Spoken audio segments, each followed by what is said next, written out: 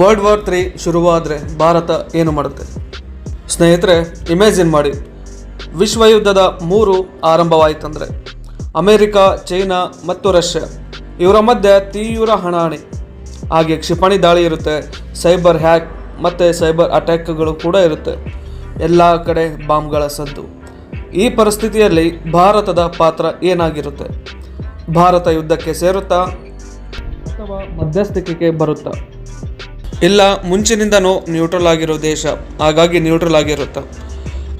ಇವತ್ತು ನಾವು ಈ ರಿಯಲಿಸ್ಟಿಕ್ ಪರಿಸ್ಥಿತಿಯನ್ನು ವಿಶ್ಲೇಷಣೆ ಮಾಡೋಣ. ಹಾಗೆ ಚಾನಲ್ಗೆ ಇನ್ನೂ ಯಾರು ಸಬ್ಸ್ಕ್ರೈಬ್ ಆಗಿಲ್ಲ, ಸಬ್ಸ್ಕ್ರೈಬ್ ಮಾಡ್ಕೊಳ್ಳಿ. ಸಣ್ಣ ಸಪೋರ್ಟ್ ನಮಗೆ ಹೆಚ್ಚಿನ ಉತ್ಸಾಹ ತರುತ್ತೆ. ಜಗತ್ತಿನಲ್ಲಿ 3 ಮುಖ್ಯ ಪವರ್ ಬ್ಲಾಕ್ಸ್ ಇದ್ದಾರೆ: ಅಮೆರಿಕ ಮತ್ತು ನ್ಯಾಟೋ ಅಲೈಸ್, ರಷ್ಯಾ ಮತ್ತು ಚೈನಾ.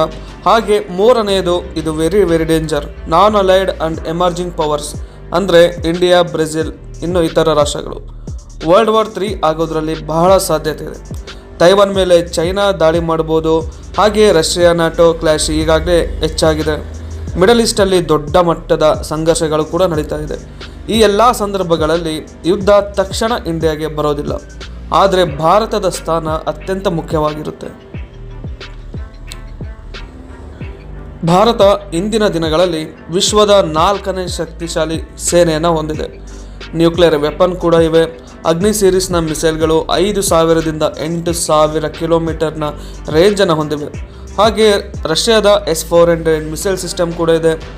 ನಾವೇ ನಮ್ಮಲ್ಲಿ ತಯಾರಿಸಿದಂಥ INS ವಿಕ್ರಾಂತ್ ಮತ್ತು ಇಂಡಿಯನ್ ನೇವಿ. ಇಂಡಿಯನ್ ಓಷನಲ್ಲಿ ಕಂಪ್ಲೀಟ್ ಡಾಮಿನೆನ್ಸ್ ನಮ್ಮದೇ ಆಗಿರುತ್ತೆ.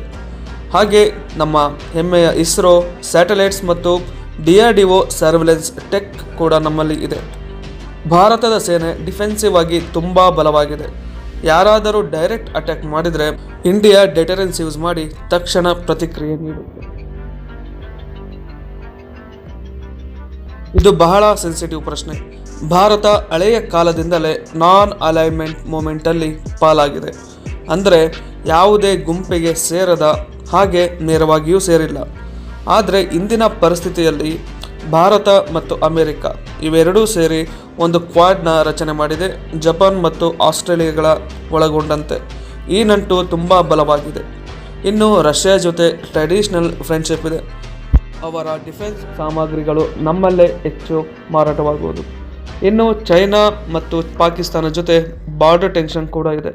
ಹಾಗಾಗಿ ವರ್ಲ್ಡ್ ವಾರ್ 3 ಆದರೆ ಇಂಡಿಯಾ ಮೊದಲು ನ್ಯೂಟ್ರಲ್ ಆಗಿ ಇರಬಹುದು. ನಂತರ ಪರಿಸ್ಥಿತಿ ಹೇಗಿದೆ ಅಂತ ನೋಡಿಕೊಂಡು ಸ್ಟ್ರಾಟಜಿಕ್ ಸೈಡ್ ಆಯ್ಕೆ ಮಾಡ್ಕೋಬಹುದು. ಡಿಫೆನ್ಸ್ ಅಲೈಸ್, ಅದರಲ್ಲೂ ಕ್ವಾಡ್ ಜೊತೆ ಇರೋ ಸಾಧ್ಯತೆ ಹೆಚ್ಚಾಗಿರುತ್ತೆ. ಭಾರತದ ಈ ಯುದ್ಧದಲ್ಲಿ 3 ರೀತಿಯ ಪಾತ್ರವನ್ನು ವಹಿಸಬಹುದು. ಒಂದು, ಸ್ಟ್ರಾಟಜಿಕ್ ನ್ಯೂಟ್ರಲ್ ಪವರ್ ಆಗಿರೋದು. ಯುದ್ಧಕ್ಕೆ ನೇರವಾಗಿ ಸೇರೋದಿಲ್ಲ, ಆದರೆ ಇಂಟೆಲಿಜೆನ್ಸ್ ಲಾಜಿಸ್ಟಿಕ್ ಸಪೋರ್ಟ್ನ ಕೊಡೋದು.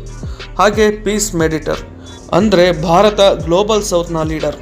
ಯುದ್ಧ ನಿಲ್ಲಿಸಲು ಡಿಪ್ಲೊಮ್ಯಾಟಿಕ್ ಟಾಕ್ಗಳನ್ನು ನಡೆಸಬಹುದು. ಇನ್ನು ಆ್ಯಕ್ಟಿವ್ ಡಿಫೆನ್ಸ್ ಪ್ಲೇಯರ್, ಯಾರು ಇಂಡಿಯಾ ಮೇಲೆ ಅಥವಾ ಇಂಡಿಯನ್ ಓಷನ್ ರೂಟ್ ಮೇಲೆ ದಾಳಿ ಮಾಡಿದರೂ ಕೂಡ ತಕ್ಷಣ ಕೌಂಟರ್ ಸ್ಟ್ರೈಕ್ ಮಾಡೋದು. ನೇವಿ ಮತ್ತು ಮಿಸೈಲ್ ಹಾಗೆ ಸ್ಯಾಟಲೈಟ್ನ ಸಪೋರ್ಟ್ನಿಂದ ಗೇಮನ್ನೇ ಚೇಂಜ್ ಮಾಡಬಹುದು. ವಿಶೇಷವಾಗಿ ಇಂಡಿಯನ್ ಓಷನ್ ಯುದ್ಧದ ಸಮಯದಲ್ಲಿ ಸೂಪರ್ ಸ್ಟ್ರಾಟಜಿಕ್ ಪಾಯಿಂಟ್ ಆಗಿರುತ್ತೆ. ಸಪ್ಲೈ ರೂಟ್ಸ್ ಕಂಟ್ರೋಲ್ ಮಾಡುವ ಶಕ್ತಿ ಭಾರತಕ್ಕಿದೆ. ಜಗತ್ತಿನ 40ರಿಂದ 45% ವ್ಯವಹಾರ ಇದೇ ಓಷನಲ್ಲಿ ನಡೆಯುತ್ತೆ. ಸೊ ಕೊನೆಯದಾಗಿ ಸ್ನೇಹಿತರೆ, ವರ್ಲ್ಡ್ ವಾರ್ 3 ಆಗಿದ್ರೆ ಭಾರತ ಪ್ಯಾಸಿವ್ ಸ್ಪೆಕ್ಟೇಟರ್ ಆಗಿರೋದಿಲ್ಲ, ಅದು ನ್ಯೂಟ್ರಲ್ ಆಗಿ ಅಗತ್ಯ ಬಂದರೆ ಮಾತ್ರ ಪವರ್ಫುಲಿ ಪ್ರತಿಕ್ರಿಯಿಸುವ ರಾಷ್ಟ್ರವಾಗಿರುತ್ತೆ. ಭಾರತದ ತಂತ್ರಜ್ಞಾನ ಮತ್ತು ಸೇನಾ ಶಕ್ತಿ ಹಾಗೆ ರಾಜತಾಂತ್ರಿಕ ಬುದ್ಧಿವಂತಿಕೆ ಈ ಯುದ್ಧದಲ್ಲಿ ಭಾರತ ಪ್ರಮುಖ ಪಾತ್ರಧಾರಿಯಾಗಿ ತೋರಿಸುತ್ತದೆ.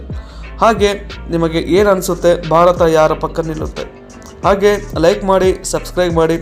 ನಿಮ್ಮ ಅನಿಸಿಕೆಗಳನ್ನು ಕಮೆಂಟ್ನಲ್ಲಿ ತಪ್ಪದೇ ತಿಳಿಸಿ.